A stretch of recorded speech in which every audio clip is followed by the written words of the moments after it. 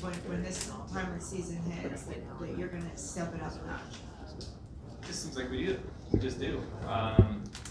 More times than not, excluding last year, really, we've been able to level up when we need to level up, and to be able to fire off, your first race of the playoffs and with a statement win, it's key, right? I mean, we all talked about how wild card this round could be, and we knew that the Penske cars would be strong on the super speedway style type racetracks.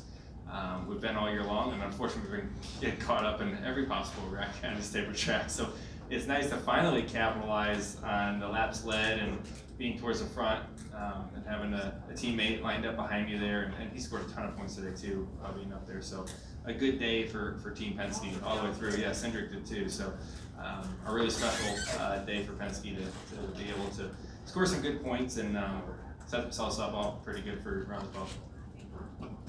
Okay, let's go next to Jeff Book.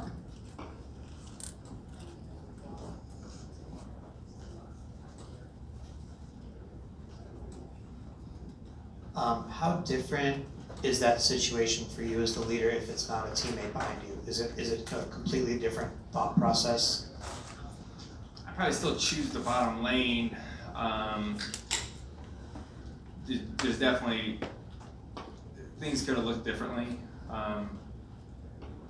I think we still would have been in pretty good shape. I'd have to go back and really rewatch it to know for sure. But the push he gave me down the front stretch, taking the white, was a key move to be able to do that. And so I think that was a big help. That's probably the biggest help of the whole thing. But Blaney's been a fantastic teammate. We've worked together for years now, and it's nice when we've for so many years we've talked about a lot of scenarios. We've been through a lot of different scenarios at the end of these races, and some of them we've done really well, like today, and sometimes we've messed up, and on both of us, right? So the good thing is that we were able to talk about it all the time,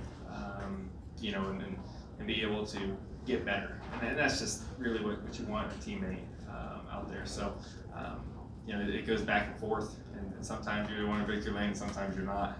Luckily today we were in the right spot. And then even with him behind you, when you have teammates lined up to your outside and know that they're going to stick together no matter what, is there anything that you can do to counter that aside from just trying to make sure that you're staying connected to Ryan as much as possible? Like how do you approach that mentally? Yeah, I mean there's a lot of prep and a lot that goes into making sure that you get the push at the right time, and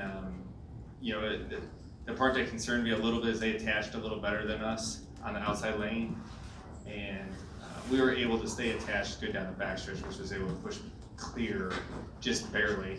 Really only because I think the one got loose there. So if it wasn't for that, we would have been side by side. I don't know if it would have looked the same. So they did a good job executing that. And I knew that the one difference there is you had their car that was in the playoffs in the front. So you knew Russ was just not going to make the move. So there's definitely a little bit more.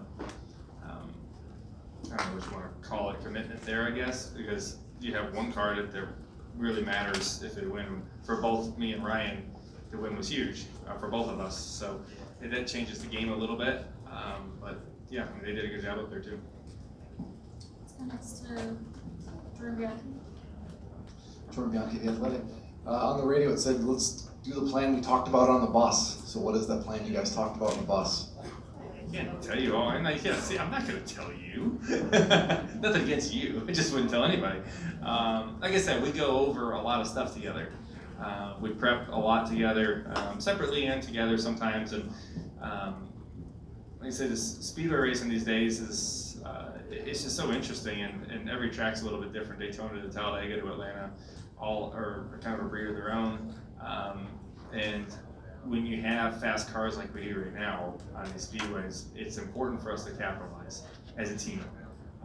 These are our bread and butter right now. So we've proven that really over the last year plus that this is our type of racetrack. So to be able to make sure that a Penske car wins is very important for our organization right now. Coming into that restart, you got Blaney behind you. You guys are so good at this kind of racing. Do you feel like this is your race to win or lose? Like all the advantages now on your side? I did. I really felt like when we were in the lead coming to take the white and the caution came out when we were up top there, and I had them side by side behind me. At that point, I said, man, I really think I got it won. At that point, I thought everything was going to go pretty good the next lap. I just had to keep him too wide for another lap. So I felt pretty good about that. When the caution came out, I was kind of like, your restarts, just things change. Fuel wasn't really much in there, so it was fairly empty. So it all ended up working out. But you start getting restart after another green white checker, and all of a sudden you're out of gas, and you have a day that looks like you can win or score a ton of points to running out of gas could be that quick. So taking the white was key for us. This is a base hit type of race, right? Like there's a point there. It's like you take a fifth out of today, and you feel pretty good about it. I feel much better about taking the win, but that's just kind of what this racetrack's about. Let's go next to Jacob Seelman. Okay, go ahead, Mark. I'm sorry. It's okay. It's okay. Mark Carroll, Karen. Joey, can you talk about the range of emotions? You're knocked out a year ago in round one, and this year you come back and you guarantee in the first race of round one you're going to round two. What is that like emotionally? Yeah, I move on pretty quick. To be honest with you, when we got knocked out of the playoffs last year, it hurt a lot, and it stings the rest of the playoffs every time you show up to the racetrack and you're not in it. It hurts. It's really frustrating, and you just get mad. You just live mad for a little bit. But that's just what the playoffs are, right? I mean, that's what drives you and motivates you to be better, and because you don't want the pain, and you also want the thrill of the victory at the end. But this is a good start for sure.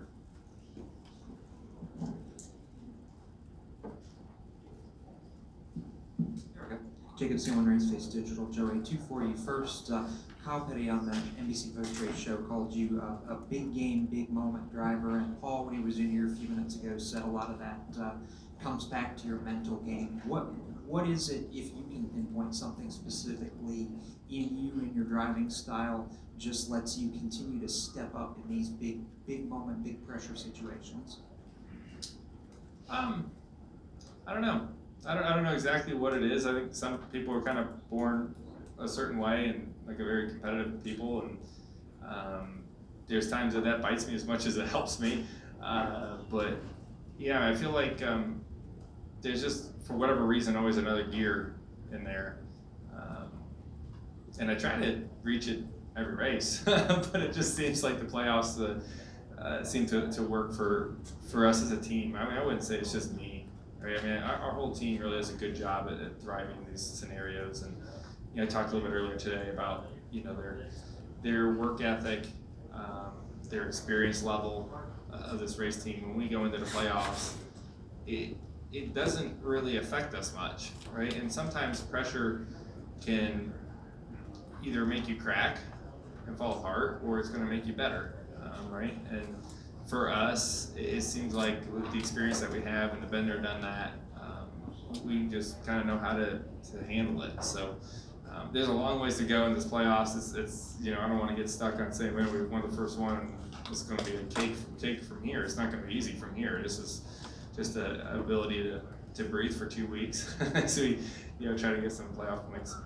And I know you mentioned it on the TV broadcast, so I wanted to ask you, I know you had the kids crew here today and how big that was. What have you done around this weekend as far as with your foundation, and what was that experience like, finally being able to have them celebrate with you at Victory Lane? Yeah, it's a very special week for a lot of reasons. I got to go to the Shaw Air Force Base on, Friday afternoon. I drove down there with my wife and friends of ours there that I got to meet or get deployed, and they have a ball, so I got to go down there and talk to them. We have a lot of relationships there, and so it was really cool to do that. That was kind of the first special thing that happened, and I got here, I think it was midnight by the time I landed here on Friday night. And they told me to go win, so I'm glad I at least held up that end of the bargain. And then the JO Kids crew, the kids that have really been through a lot in their lives. They're huge race fans, particularly 22 fans.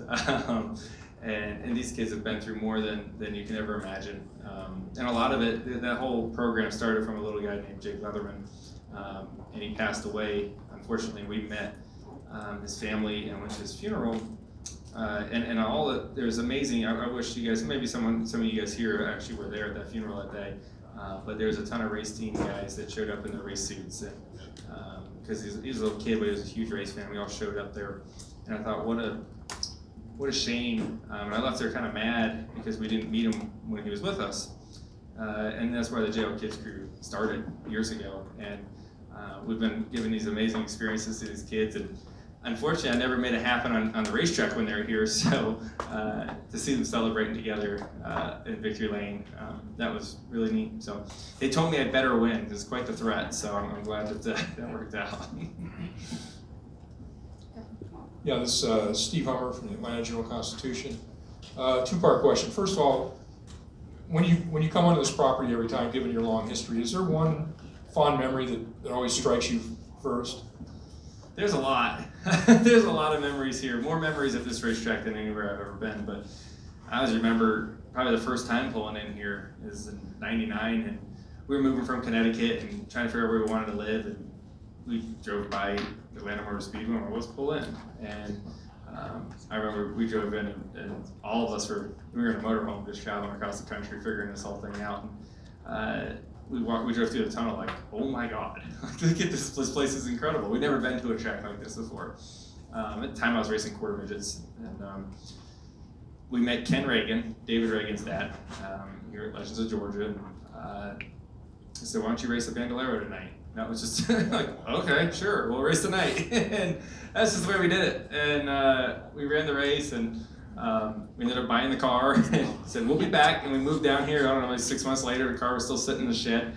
And I started racing here. And those memories with my parents and my sister, and there's more stories than I can mention here. But the dream of driving on that quarter mile and always thinking, I just want to go straight one day and get on the big track. That's what I always wanted to do. And pulling into Victory Lane here was obviously one of the most special things to really put all that together. So definitely a lot of fun stories. We've been thrown out of here a few times, but they can't throw me out today. And where I don't know, ranking's not really the right question, but this is, I guess, another special chapter in the memories you have of this place. I don't know how you're going to file this away. Yeah, I mean, it's I'd say the first time I won here was probably the most special one last year. And my dad being here, and we celebrated on Victory Lane, we were in a French straightaway together. That was a really cool moment. There's just a lot of moments on the start finish line here before. My favorites, I'll tell you a fun story because you're asking for stories. We came here, this was years ago. Roush gave me a cup car to go make laps in. This is before I signed with Gibbs. This was back in 2004. I was 14. And we would just go make laps at local short tracks, just for fun. And we'd go test them with Mark Martin, and it was like the coolest thing in the world. And a friend of ours was testing a Porsche for the Rolex 24, and was running the road course here to test them. Said, hey, do you mind if we make some laps while you're not on the road course? Absolutely, no problem. So we called Ed Clark at the time, was running the track. I was like, hey, we make some laps. I'm like, yeah, sure. They thought we were racing Legends cars, because at the time I was racing Legends cars. They thought I was going to run laps on the quarter mile. They're like, sure, okay. Well, then we unloaded a cup car, and they didn't like that. That wasn't too cool in their book, and they gave me this lap time that I couldn't exceed, and it was a very slow lap time, so I had to run a fast corner, and that's it. And I always remember it was right before lunch, and my dad goes, screw it, Joe. Just go, they're going to throw us out. I don't care, just go, they're going to black flag you, just go until it runs out of gas. So this is how I grew up. It explains a lot for you guys, just so you know. So I did that, we got thrown out, and but it was a really cool memory.